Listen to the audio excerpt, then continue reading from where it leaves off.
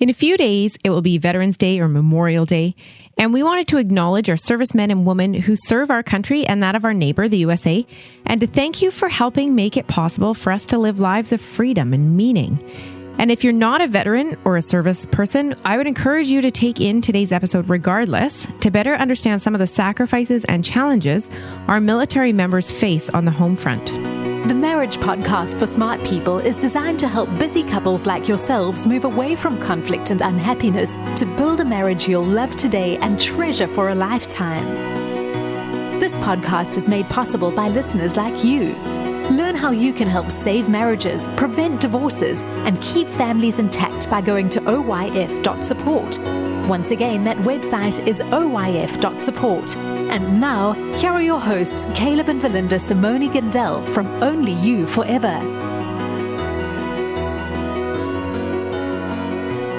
Welcome to the Marriage Podcast for Smart People. If you want to build a thriving, passionate marriage, we've got the research, the truth, and the answers you're looking for. We have a gratitude-provoking episode for you this week. This is episode number 161, and today we're going to be talking about military marriages. Hey there, before we get started, if you missed last week's episode, we discussed the subject of foreplay as it relates to female orgasm.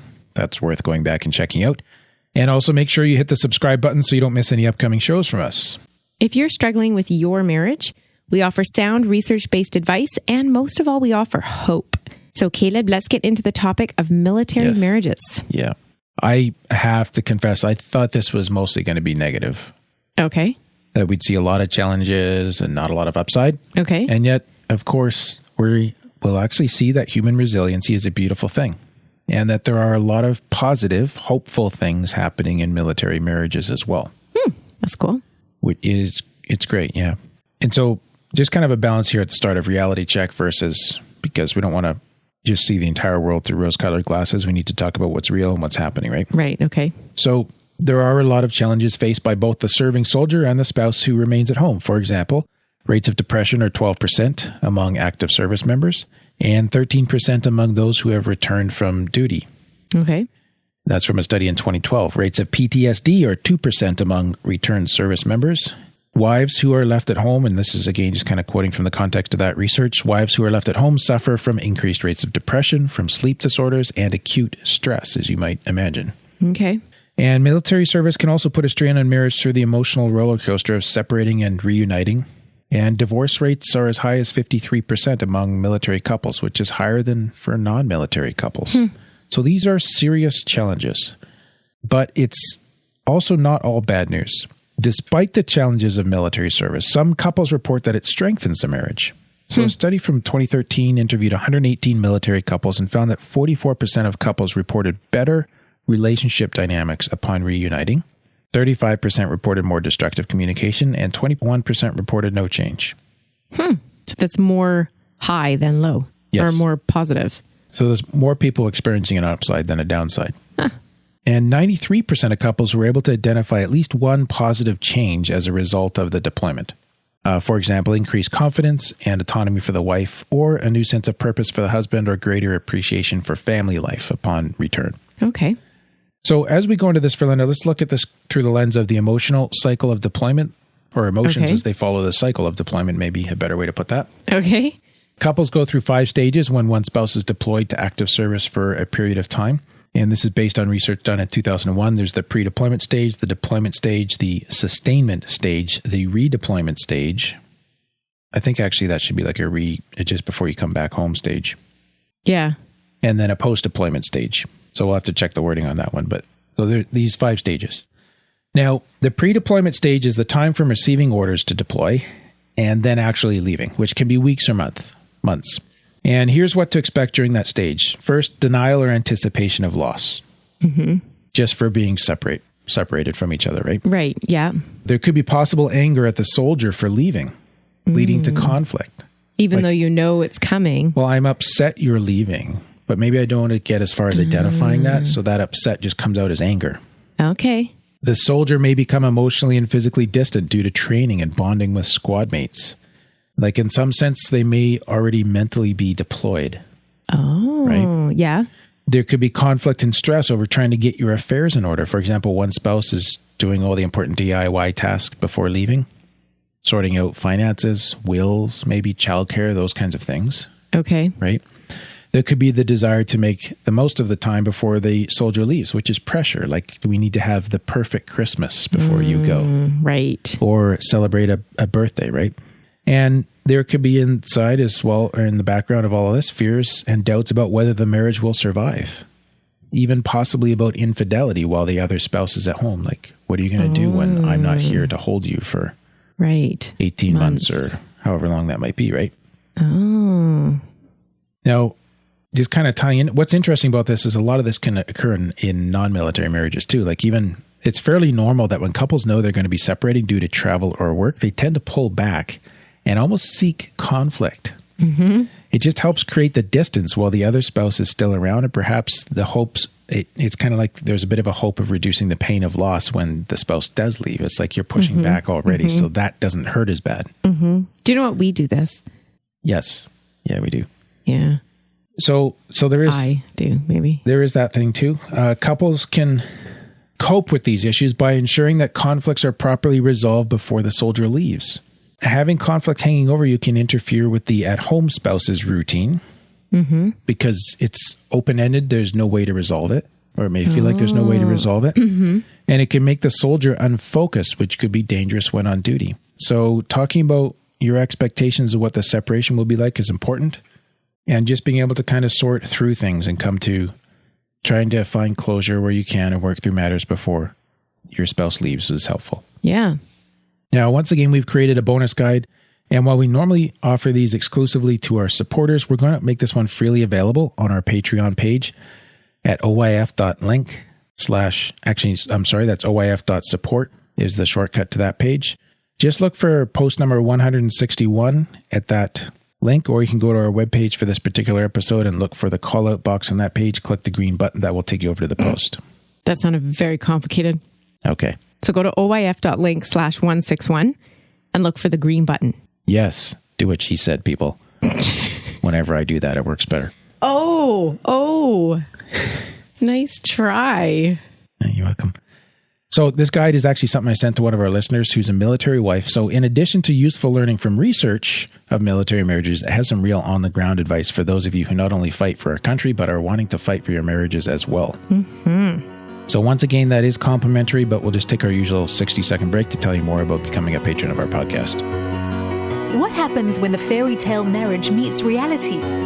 Too often, high expectations lead to disappointment, communication breaks down, and the struggles of day-to-day life become overwhelming, leaving you feeling lost and without hope.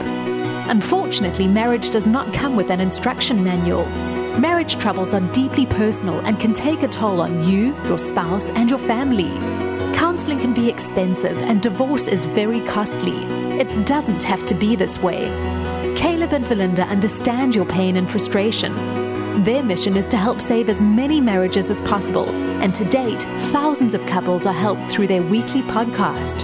But the most important marriage they want to help save is yours. With a minimum of a $10 investment a month, you gain access to exclusive bonus content and valuable information to help you succeed in your own marriage. Learn more about saving marriages and how you can help at oyf.support. That's oyf.support. You're listening to the Marriage Podcast for Smart People. Before the break, we were talking about the emotional cycle of deployment, and we had discussed the pre-deployment stage too. Now, the deployment stage is this part here is the first month of separation. Okay. And during this, you should expect a huge range of emotions from numbness and grief to relief at no longer having to appear strong and supportive in front of your deployed spouse while they're at home. Interesting. Yep. Worries can set in about security in relation to finances, childcare, other concerns. And during this time, if you can, staying in contact by phone or Skype is helpful for both spouses. But conflict can make the stress at this stage much worse, like marital conflict. Okay. So I just think this first month sounds like it must be really hard. Yeah. It's just a tough stage to go through. I wonder if just acknowledging and knowing that it's hard is good to do. Yeah. The next is the sustainment stage. This is the period of continued separation from the first month onwards. The at-home spouse learns to find support from other spouses. Back that train up. Other no. sources during this stage, such as support groups, family, or church. She or he learns that she or he is able to cope with difficulties as they arise and to make important decisions on their own. Mm-hmm. So that's really kind of now, this is where you learn to pull up your support network, right? Okay. Now, continue communication with the soldier, which is important to help them stay connected. It can also cause conflict as phone communication is more prone to misinterpretation and distortion, like just not quite understanding what's going on, especially if a lot of it's done over messaging, right? Mm-hmm. But even on a phone call, if you can't use video, you don't get to see body language and you miss all those nonverbal cues that you would have when you communicate in person. So again, I think it's just managing your expectations through this stage to know that it's tough to really sense what's going on. So just going slow, being really clear with each other when you're talking, making sure you understand and that you are understood is good. And then there's the last month before the soldier returns home. And during this stage, there's intense anticipation going on of the soldier coming home. Yeah. It can also be some very high expectations. Oh, I can only imagine. Yeah. And there can be actually apprehension about giving up your independence, wondering whether your spouse will have changed, wondering whether you'll get along upon his or her return. Yeah. And even at that, like it may be harder to make decisions for the spouse at home as you become acutely aware that the soldier will be returning soon. So do I make this decision? Do I wait for him or her to get home? We really need to sort this out. By then it's going to be too much pressure. Like, so you got all this other stuff going on too, right? Right. So just lots of stuff happening. And then the post-deployment stage. Now, reuniting can be a very joyful and happy experience. Can be a honeymoon period where everything seems to be going great, but reuniting also has its own challenges. So the soldier spouse may have changed significantly during his time away, and this could include positive and negative elements. So here's some examples from the research. There may be disillusionment with their own beliefs and values due to the horrors that they have experienced at war, leading to possibly to apathy or to erosion of the soldier's sense of self. Yeah. On the upside, both spouses may have gained new skills. Even physical and mental strength. On the other hand, there's the task of learning to suppress emotions that has happened. For example, suppressing fears in order to survive in combat. Yeah. Now, when this soldier spouse is home, showing the vulnerability which is required in marriage is the opposite of what helped them to survive when deployed. Oh. And then there's reactiveness. Like soldiers need to learn to react quickly and with extreme violence to any perceived threat. Right. So you're attuned for that. You come home, you've got the same reactiveness. Oh, yeah. In a different context. Yeah. And that can be a challenge, right? So reintegration can be hard as the soldier readjusts to the role of husband and parent while coming to terms with the trauma of warfare. These are multiple demands at once. Family dynamics may have changed as the at-home spouses had to take all the responsibility for the house, children, and finances. They just kind of started to run things their own way. Mm-hmm. Yeah. And then you come home and the at-home spouse may resent the loss of freedom and control they had over those things while the soldier was away. Right. So what do you do here? Well, I think it's wise to not set expectations too high for the reunion phase and just understand that it'll take time to reconnect and to renegotiate roles and to create a new dynamic between you. Right. So even to talk about like whether you want to be a part in making all these decisions or whether you should keep going with some because maybe I'm getting redeployed soon, that kind of thing, right?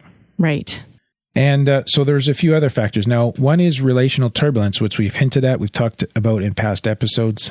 This reuniting after military service, it creates a state of relational turbulence in which there is an increased reactivity both to positive and negative actions from your spouse. Oh. So this is driven by two things. One is relational uncertainty. The state of change and the long term apart can alter each spouse's perceptions of how stable the relationship is. So spouses may feel that if their soldier spouse is willing to travel away and risk his life for his job, then he may be more committed to the army than to the marriage. Mm-hmm. What? I think it could go the same way for a soldier wife. Yes, absolutely. And then there's perceived interference. When couples are doing normal life together, most day-to-day tasks are done without much conscious thought. But when couples are reunited after a long absence, they have to become more consciously aware of who does what. And that can lead to the perception that your spouse is interfering with or undermining you. Huh. But just trying to renegotiate those roles, right? Yeah. Because I think it could go the other way too, where your spouse really doesn't care about those things. And yet you're putting those decisions on him or her because you think they do, or... And maybe they're happy with what you're doing, but you perceive the lack of care as not caring about you. Okay. Oh my dear. Yeah. So it's tricky, right? So clear, open communication is so vital here. Now, there can also be depressive symptoms coming at play, this relational uncertainty, the interference. All these predict difficulty reintegrating together as a couple when you reunite. So taking steps to reaffirm your commitment to each other. So being vocal about that. Working out ways to renegotiate roles in the house.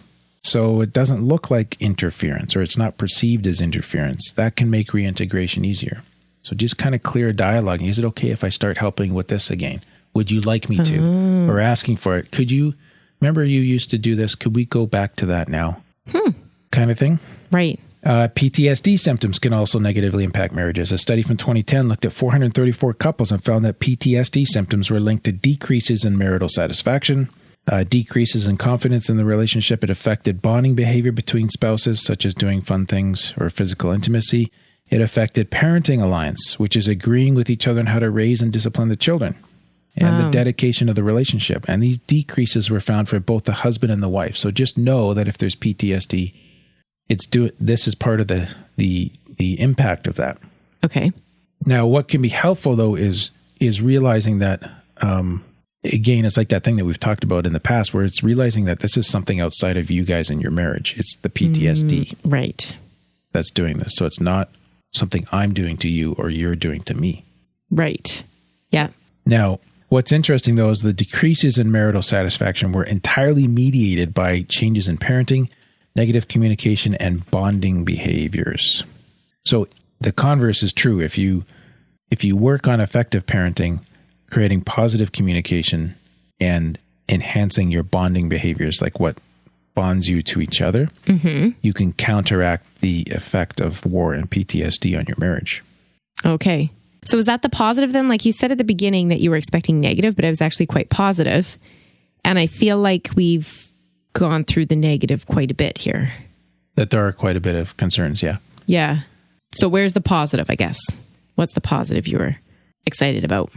Well, the positive part that I'm excited about is, number one, that there are a number of couples that still make this work, like a large chunk of them. Yeah. Which tells me that there are ways to learn to deal with these things, to work through them. So it doesn't have to be that this is a marriage destroying activity. Okay. Or a feature in your lives together. So I think because every couple's different, every relationship's different, it's hard to prescribe exactly what to do. Definitely grab the bonus worksheet, because that has a lot of the how-to on the positive side, how to make this really work for you guys to turn this thing around.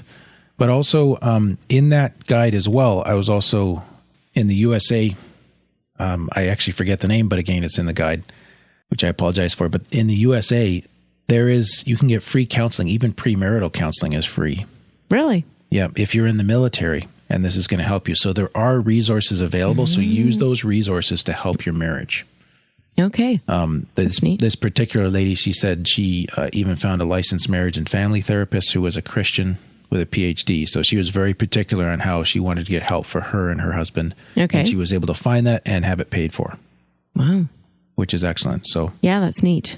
So that's the positive, is that there are couples that are making this work. And if it's not working for you guys, there are resources available to you to make it work. So use those things. And with some changes, you can make it work too. Yes. Okay. Exactly. All right. We had a couple of people come on board as patrons for Linda. Yes. Amanda and Kimberly. Thank you so much. And thank you to all our patrons who support us so faithfully. Yes. Next week, Caleb, we're going to talk about why you keep misinterpreting your spouse. I'm actually looking forward to that one. It's a really neat episode. Oh, really? Yep. Because this happens so much. Yeah. Yeah. And it's really fun to look at why and how easily it happens. And actually, I think if you want to, it's fairly easy to turn it around. Okay. Yeah. If your brain's kind of been in a rut for a while, it's going to take a little bit of work, but it is. Cool. It is what? There's a U-turn there. Good. That you can make. Yeah. Good. Well, that is all for today's episode. You can get the full show notes at oyf.link/161. Find out how you can help marriages. Go to oyf.support. Thanks, and we'll see you next week.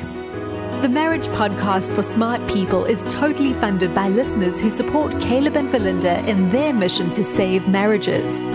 If you would like to be part of this worthy cause, open your web browser to oyf.support. A minimum investment of $10 per month will help restore hope to married couples. Plus, as a patron, you'll gain access to exclusive bonus content and valuable information to help you succeed in your own marriage. Go to the website oyf.support now for more information. Thanks for listening to the Marriage Podcast for Smart People from Only You Forever.